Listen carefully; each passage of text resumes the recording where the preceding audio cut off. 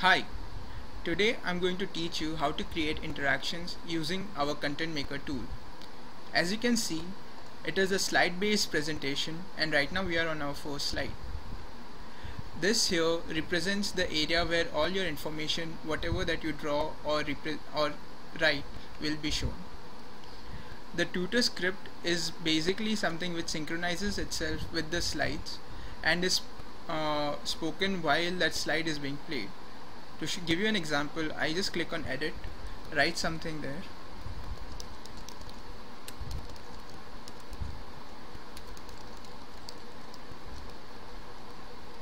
and click on done, and this will be synchronized to this particular slide.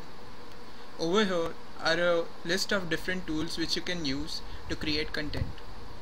The first one is the doodle mode, with which you can draw things and represent things on the canvas that we have right here. The text mode allows you to write text on it. The select mode will actually allow you to select things that you've drawn or written previously and move them around to an appropriate place. The create new slide button allows you to create a new slide. The delete current slide button will allow you to delete a slide, and we have a list of different colors which you can use while writing or drawing your content. Over here is the activities button, and we have a list of different activities which are related to algorithm, and I will be explaining one of them, which is isomorphism.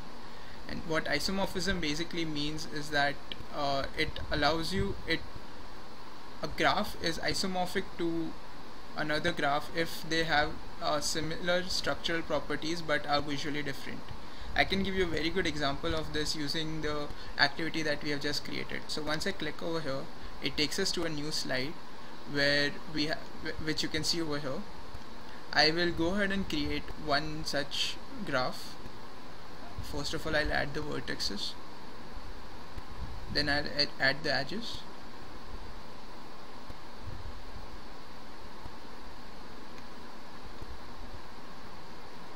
similarly I'll make another graph which is isomorphic to this particular graph over here in the column adjacent to it.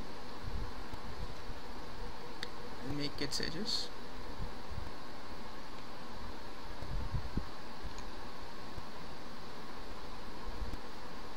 And as you can see, both of them are visually different, but it is possible to make them look similar. And this is where our activities really stand out.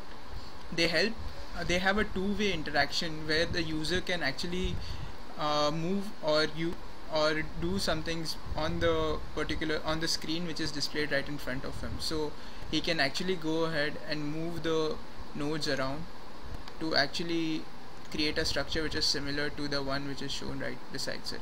And there you can see that yes, both of them are actually similar to each other.